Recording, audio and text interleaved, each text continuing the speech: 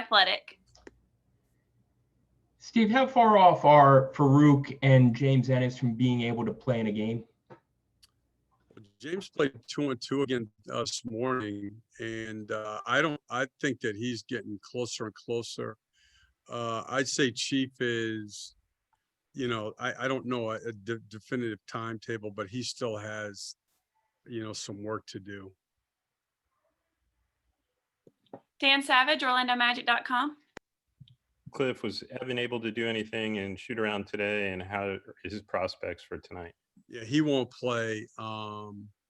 He wasn't able to participate at all, and he's sore. And you guys know Evan. If there's any way that he could play, he'd be out there. So he won't play tonight. Dante Marcatelli. Hey, Cliff, I know injuries are a part of it, but and I know your approach doesn't change, but kind of how do you navigate things the last couple of days, having to look at lineups, rotations, and guide your team through this?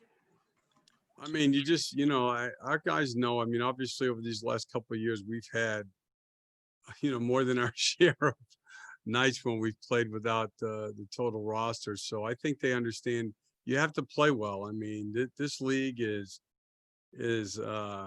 it's unforgiving. The schedule this year is even more challenging because how condensed the games are. And, you don't want to play without your better players for, longer periods of time, but you can win any night with the team. And again, you have to concentrate on playing well with the guys that you have. They have to be locked into what we have to do offensively and defensively. And if we do that tonight, we'll have a good chance to win. Roy Perry, Orlando Sentinel.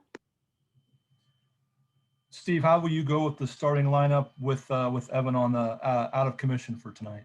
Yeah, MCW will start, and obviously Gary will play, considerable minutes at the 4 also. Matt Pinto.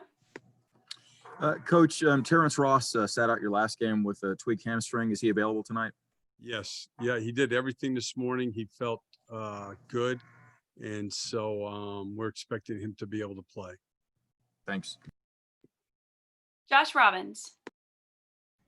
Steve, how disappointing is it that Chuma is going to miss this time? Not just from a team perspective, but from the perspective of it delaying his development and him getting a lot of the rust off that had built up after that 20-month layoff.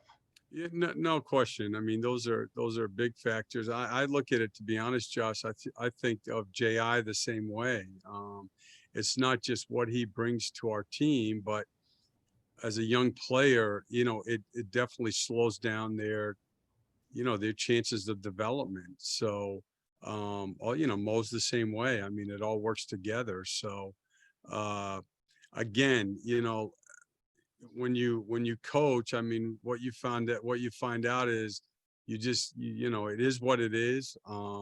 And what we have to do is, as a staff, is spend our time trying to figure out, who to play with who, how to sub, and then what we're going to do when they're out there on the floor. And if you do, again, you can give yourself a chance to win most nights. Dan Savage. Cliff, when you look back at the matchup against the Thunder earlier in the week, what did you feel your group did well, and what would you like to see them improve upon tonight? Well, we're going to have to do a better job with our pick and roll defense. They hurt us with their ball handlers. They hurt us with some bigs flaring where we missed on some coverages, and they hurt us hitting the roll. So at that end of the floor, we were better as the game went along. But especially early in the game, those were problem areas. Defensively, offensively, we played a really good game. And, Vooch's post-ups were difficult for them. They double teamed him. I think they'll do the same tonight. And, he did a great job passing out of it. Markel's pick and rolls were Vooch and Evan were both, and Aaron were both very good. And then we had this stretch in the third quarter where Dwayne Bacon got going and some pick and rolls and dribble handoffs. So those were the things that worked well for us last time. Chris Cuff, 24 Flicks. Hey, Coach, thanks for the time. Just your thoughts on Dwayne Bacon. He seems to be getting more and more used to your style of play and getting more ingrained with the team. How's he doing in your eyes? No, good. I think that I think that what he's done is really concentrated on being a two-way player. And I think he's always been known as more of a scorer. But his team defense has been really, really good. Actually, in the edit we showed this morning, even from the other night, contact plays around the basket. He was, really the bright spot down there the other night defensively. And, I think he's trying to find his way offensively and try to fit in, with that group. And I think it's a smart thing for him to do. He's got a situation here where he has a significant role. But he knows that the team has to function well when he's out there. And I think that's what he's concentrating on. Chris, did you have a follow-up? No, I'm good. Okay. Roy Perry. Steve, just to follow up on something that you said about Mo after the game on Thursday, just for clarification, did you mean that that would have been a good opportunity for him to play because of how the game played out, or that he would have been ready to play had he not taken that hit to the head during the two-on-two work? Well, I mean, he's cleared to play, Roy. I mean, he's not playing because he physically can't play. He's just not playing because he's not in rhythm. I mean, he's just, again, through no fault of his own, he had no training camp really. He hasn't done contact. He hasn't played since March. So he can play in all of these games. And my point would have been, like, I met with him yesterday and talked to him for a while, is these are, we're trying to find ways. He played 2-on-2 today. We're trying to find ways for him to get contact, just like we are James Ennis and the other guys who aren't as ready to play in games. And it's hard because we don't practice much. And when we do practice, because we play every other day, we're not doing contact. So my point the other night is that if he wouldn't have gotten hit in the head playing 2-on-2, he could have played 8 to 10 minutes. And that's the way it's going to have to happen for him. Like we're trying to find everything we can do to help those guys.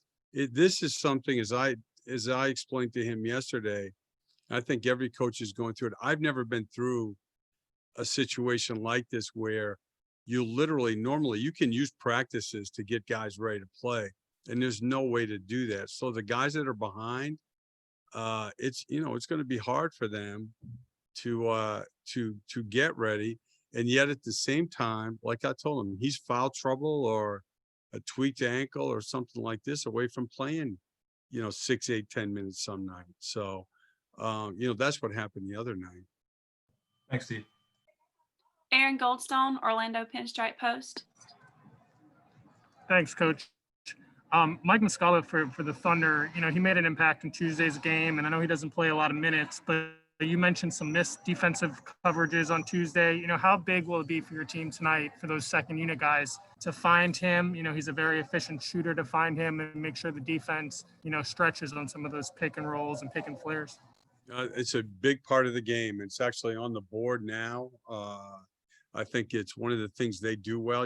Al Horford's going to flare also in some of those pick and rolls. But what Muscala does is different than a lot of the other big guys. Is usually you have to watch out for those guys trailing in transition.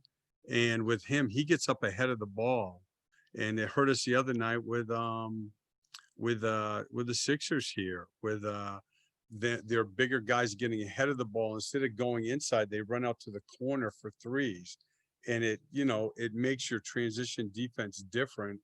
And we've got to make sure we find him. I mean, he's I think right now he's at 50% from three, and he shoots the majority of his shots will be 3-point spot up shots. So it's a big part of the game. Any final questions for Coach? Okay, thank you. We'll see